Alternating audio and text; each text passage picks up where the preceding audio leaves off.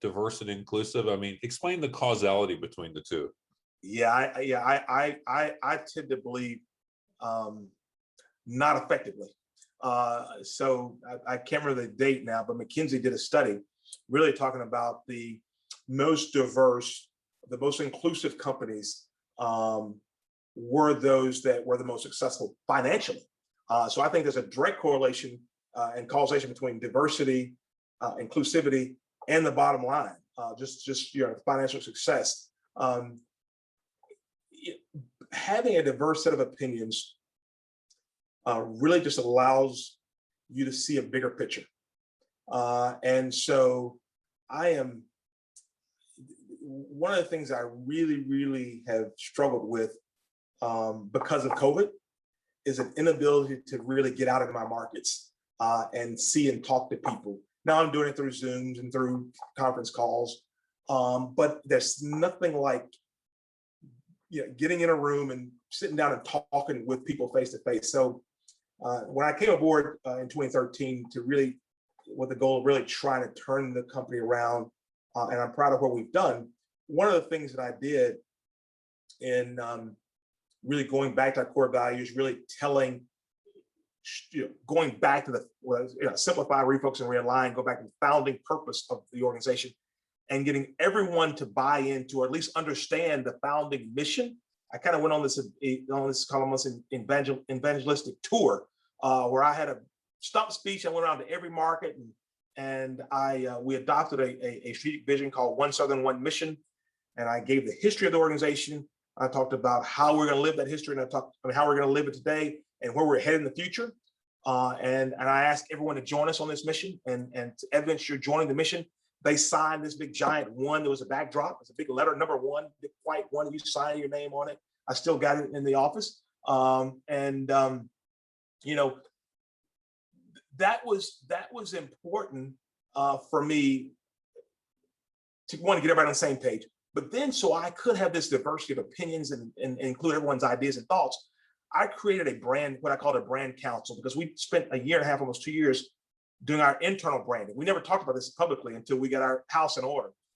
So I created an internal brand council. There are about 30 members, 25, 30 members from the organization, from the most junior employee to some of our more senior employees. And we meet on a quarterly basis in person in our market. So we travel to wherever. And so I really missed that in COVID. So we've not been able to do that with COVID, but I got the best ideas by sitting one-on-one for a full day. It's a full day long. We bring in lunch, we talk all day, and everyone's free to kind of speak their mind. When I first started this, I don't think people believed me that I wanted to hear, just be completely honest about what they thought. And so it took a meeting or two before them to really open up and be really honest in their assessment. Now I don't have to worry about that. They are brutally honest. They tell me when I'm messing up. They tell me when the organization's messing up. Up to the CEO and telling them what's wrong with the company. They have no problem. It took a while, but we're there now. But we really get honest, true assessment. And when we talk about everything, we talk about everything from pay structures to products. It has, I think, given me some of the best feedback from the people who have to really execute on our mission every day.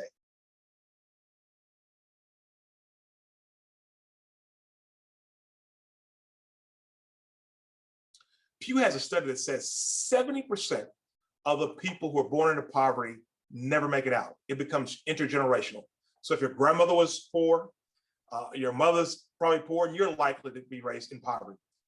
They looked at the 30% of folks who actually made it out of poverty and said, what's common about that 30%? One thing that was common is that they all had some form of net worth. So they had a home, they had equity in it. They took the equity out of the house, started a small business. That small business helped break the cycle of poverty for that family.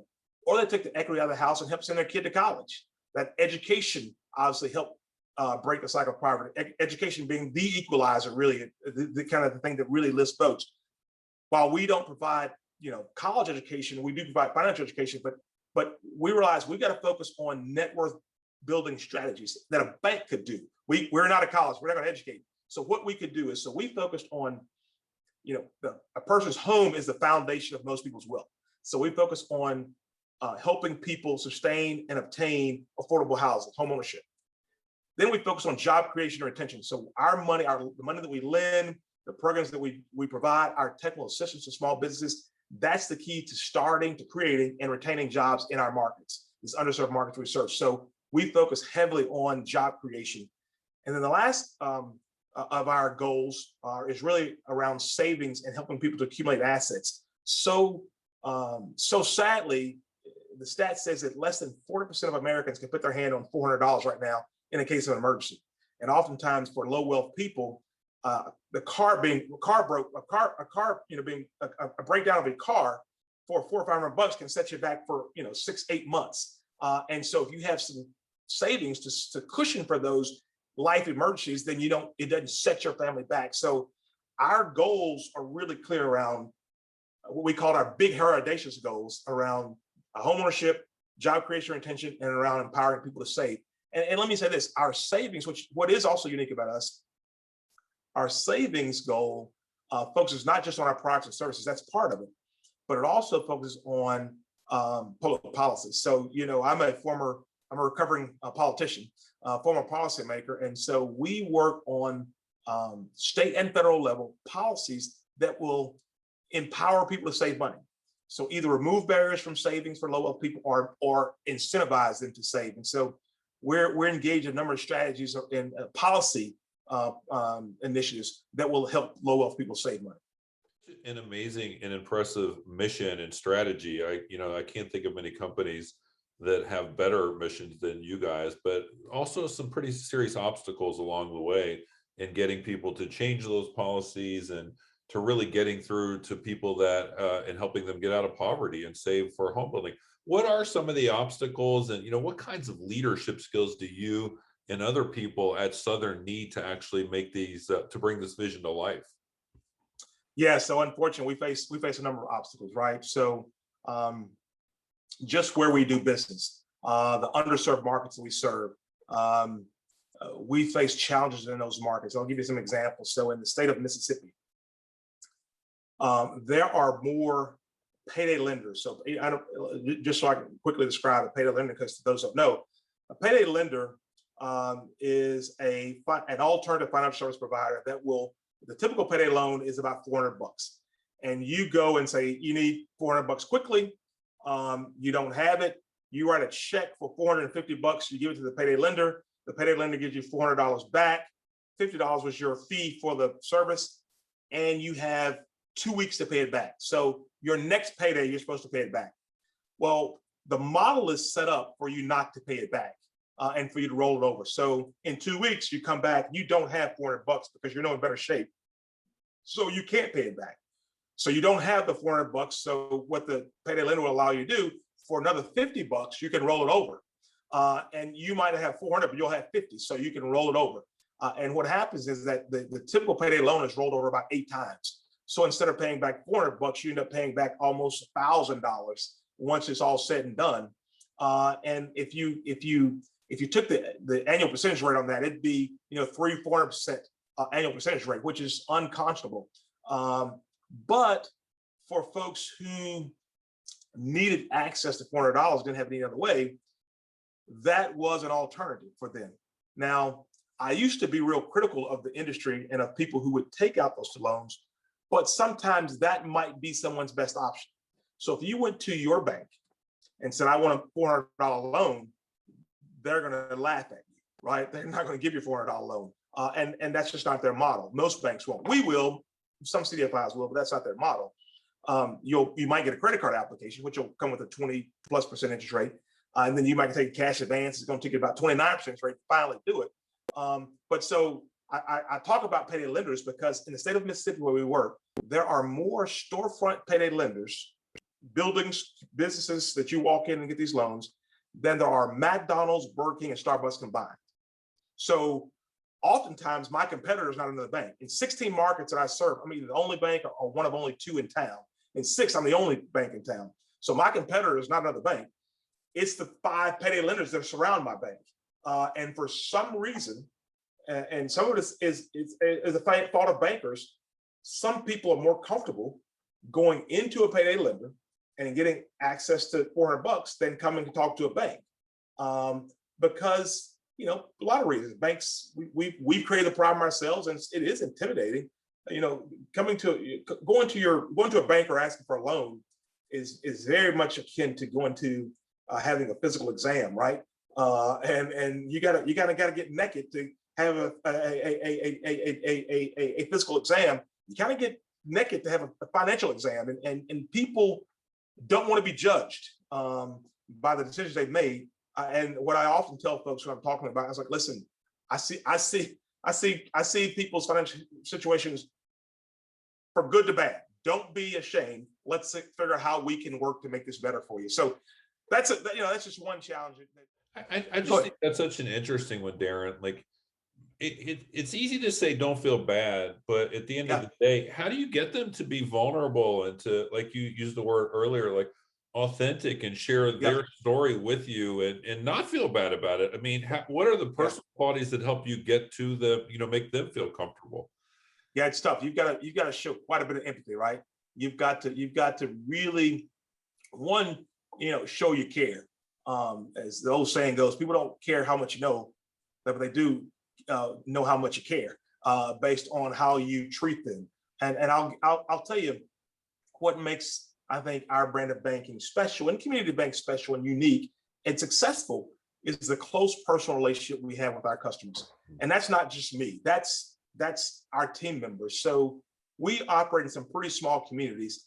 Our staff, they grew up in those communities. Oftentimes they go to school, go to church, their kids play together with the folks they serve. And so they care deeply about these communities. Our bankers they're on the Chamber of Commerce board, they're on the Rotary, they're in the PTA. So they are deeply invested in the community. So people see that and know that. And then we, as an organization, feel it our responsibility to be active participants in all the communities that we serve. And so you probably won't see a community activity going on with us not there, either in a volunteer capacity or a financial capacity or some way. And so it's important that relationship lending is very important. And I'll give you an example of we have at our nonprofit, we have credit counselors or wealth counselors. So wealthy people have wealth advisors, and that's great. But it's low wealth people who really need wealth advisors, right? To really figure out how do you break the cycle. So we have credit counselors that will work with anyone, particularly people who are struggling to get their financial house in order. And we have really, really good counselors. One that I talk about a lot just because I really like her spirit is a lady named Charleston Harris. Charleston has a really unique history because she has filed for bankruptcy before. She has struggled, and she has moved from struggling to significant financial health now. And when she's talking to people, she can be very personal about her journey and what she had to do to get to where she is. And so I have often referred people to Charleston, and people have come back and said, she really made me feel comfortable. And she leads a lot of financial education courses, group settings and individual, and people who feel real comfortable. I'm not sure about a lot of our counselors, but I use her because of her personal story that she's so willing to share. And I think that's important. And I'm same with me. I'm very willing to share why I'm here, how I got here. And I feel this is a calling. This is more than a job for me. And for most folks, this is really kind of our calling. Darrin, why is it a calling for Charleston and for you? I mean, is it something about your own core personal values? And if so, can you point to any experiences earlier in life that shaped those values and why this bank is so important to you? Yeah, I'll tell you what's really, really special is when your personal values line up with your business values. When you can work for a company and your personal values are aligned with the company's values. That's what happened for me here at Southern. I think that's what has happened for Charleston and for so many of our team members. So at Southern, we really have 5 core values that we focus on. We focus on relationship, accountability, innovation, sustainability, and empowerment. If you put those together, it spells raise. So we're all about raising up our communities and the individuals we serve. And in fact, to really make sure that we're living our core values and to recognize people living our core values, we have a core values game here at Southern, and it's a raise reward program. If I see an employee, whoever I am, if I see a fellow team member going above and beyond living our core values, then I can nominate that person for a raise award.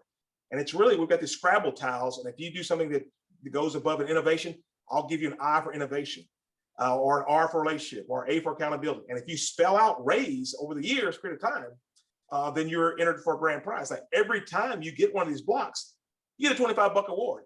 So it comes with $25, but if you save it, because saving is so important in Southern, if you save it at the end of the year, the company will double it to $50. And again, if you spell out raise, then you're in for a grand prize drawing where we give away, 3 trips, grand prize awards,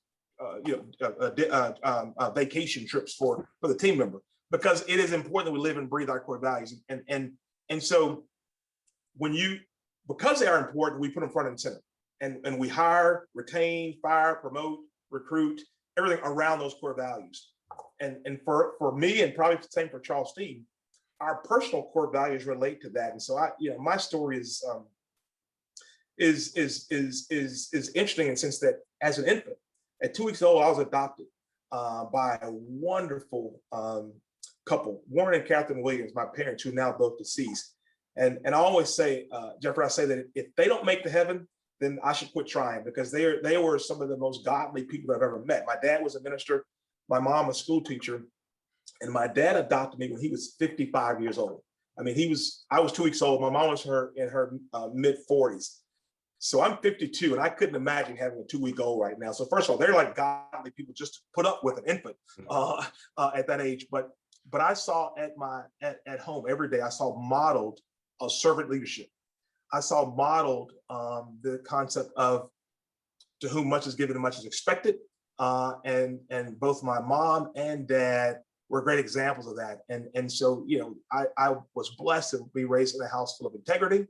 Honesty and integrity was key to our upbringing, but also a house where they really thought about how do they, through my mom's teaching or my dad's ministry, how do they empower people to live their best lives, right? And so that's where that empowerment comes from for Southern. And they were really, really big on just relationships. My mom, you can look at my size and tell she was a wonderful cook. And we always had a big meal.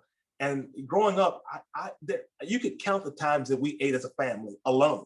There was always somebody at our dinner table, whether it was a friend or relative or just sometimes a stranger, to be quite honest. But you didn't meet. They never met a stranger, and they had a broad network of people, and so building relationships are important to them.